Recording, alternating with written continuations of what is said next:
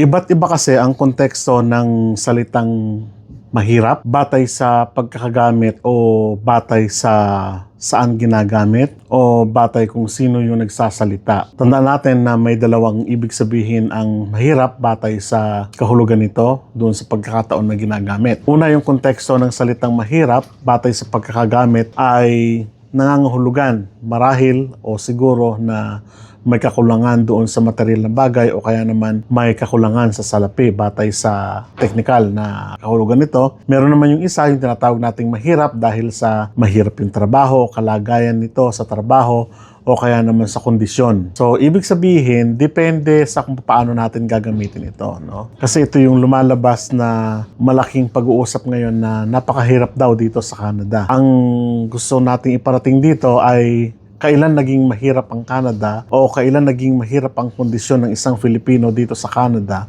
o kaya naman ang kalagayan ng isang tao dito sa Canada. Dahil may isang nakarating sa atin na ang sinasabi ng isang kababayan natin ay mahirap daw ang buhay dito sa Canada. So ang sinasabi naman ng ilang kababayan natin ay mahirap dahil sa iba't ibang aspeto o sa iba't ibang kondisyon. So, nakadepende doon sa pagkakagamit ng salita. Nung itinag nga sa akin ito ng isang kaibigan natin, totoo ba ang kalagayan na ito sa kasalukuyan sa Canada? Ang salita ko sa kanya, ano ba yung ibig niyang sabihin doon sa salitang mahirap ang buhay dito sa Canada? At paano naging mahirap ang buhay dito sa Canada doon sa kasalukuyang kalagayan ng tao ngayon? Malawak na usapin ito at very subjective yung salitang pagkakagamit ng malawak yung salitang technical na ibig sabihin ng salitang mahirap batay sa pagkakagamit. So, nung pinanood ko ito, ang sabi nga ng isang kababayan natin, ay mahirap ang mamuhay dito sa Canada. Well, sabi ko naman, doon sa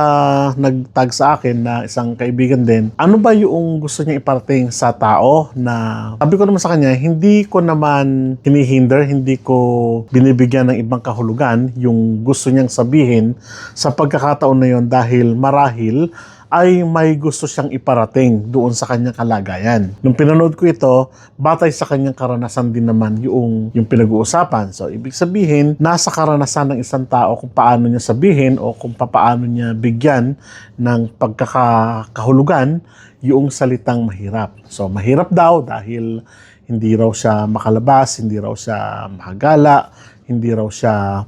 Kumbaga, mahirap ang buhay dahil yung mga ginagawa niya sa Pilipinas ay hindi niya na nagagawa ngayon. Parang gano'n ang ibig sabihin.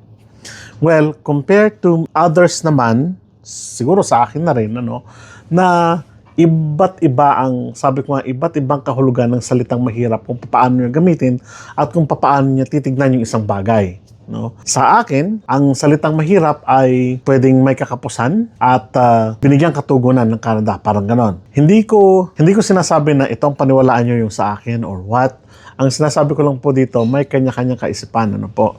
Kung matatandaan po ninyo, binigyan ko na ng pagpapakahulugan na ang Canada is not a land of milk and honey.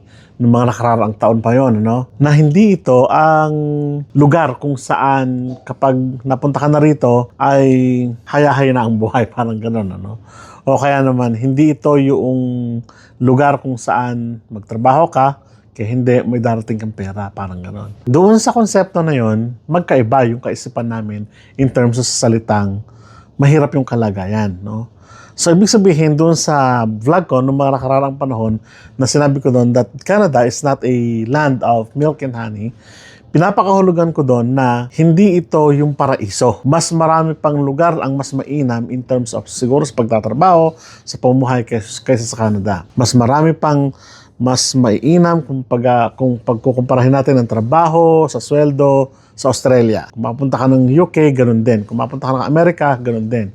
Kung mapunta ka ng Hong Kong, ganun din. Ng Dubai, ganun din. So, ibig sabihin, nasa estado ng pag-iisip ng tao o kalagayan ng tao kung paano ibigyang pakahulugan yung salitang mahirap. But for me, yung salitang mahirap kasi sa akin, ang ibig sabihin nito ay yung kakapusan doon sa salapi at doon sa pangailangan na meron sana kami. Parang ganon. Pangalawang pagpapakahulugan ko dito ay yung kondisyon doon sa trabaho. Bigyan natin ng halimbawa. Nung bata kami, mahirap kami. Dahil, sa totoo lang, nung bata kami ay talagang naglalako ako ng kakanin. Kasama ko yung nanay ko.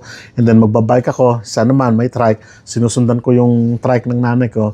Na paghihinto, bababa din ako, magsusupot ako ng kakanin, ititinda ko naman. Parang ganon. Kasama yung nanay ko. Iikot kami sa bayan namin hanggang sa maka-gain kami ng pera ng pagkain namin that day. Yung tatay ko naman ay sinasamahan ko ng dump truck, nagbubuhos ng dump truck, ganun, and so on.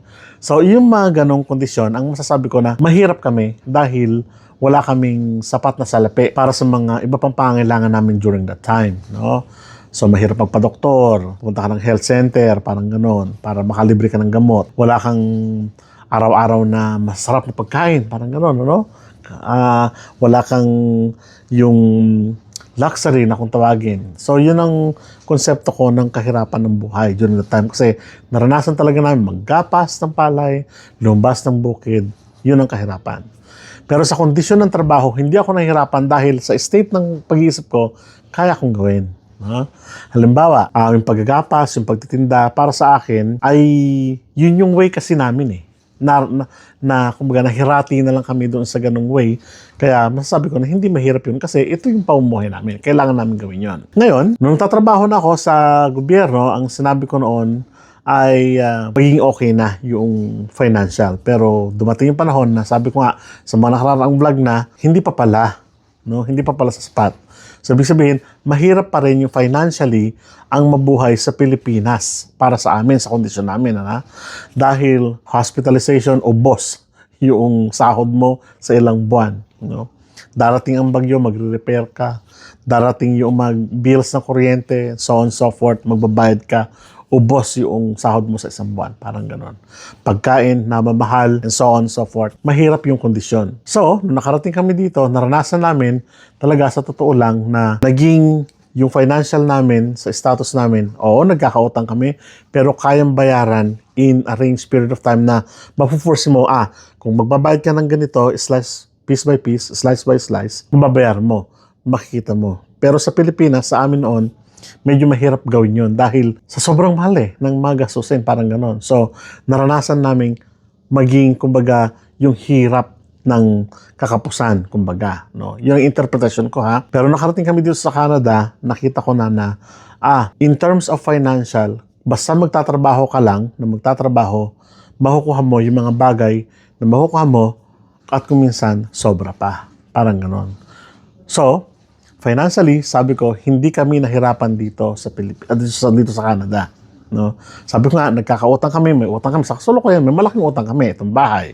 Parang ganon. Pero sabi nga namin, through time, mababayaran. Kayang-kaya mo, basta magtatrabaho ka doon sa period na yon. Pangalawa, sa kondisyon ng trabaho, ang lagi kong sinasabi naman sa mga kasama ko dito, kung sa hirap ng trabaho dahil sa iba yung kondisyon, masasabi nyo na mahirap yung trabaho. But, ano ang mas mahirap? Yung magtatrabaho ka ng magtatrabaho, nasasahod ka ng kakaunti, o yung magtatrabaho ka ng magtatrabaho, pero mababayaran yung pagtatrabaho mo. Comparing Philippines and Canada.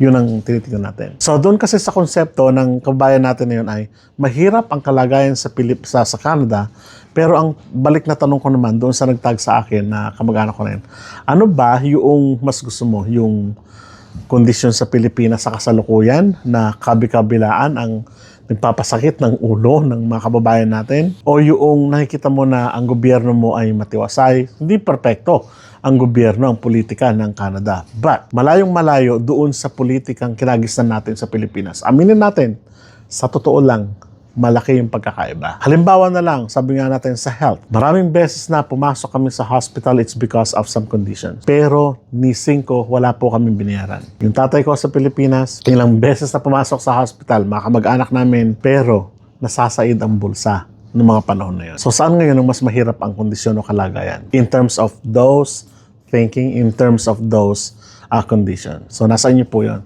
No? So, depende, sabi ko nga, depende kung saan ginagamit ang salitang mahirap. Pero sa amin sa kasalukuyan, hindi ko sinasabing madaling-madali ang buhay namin dito sa Canada, pero sumasapat yung pangailangan namin in terms of financial. Sabi ko nga, nagkakautang, may utang kami, pero in true time, mababayaran.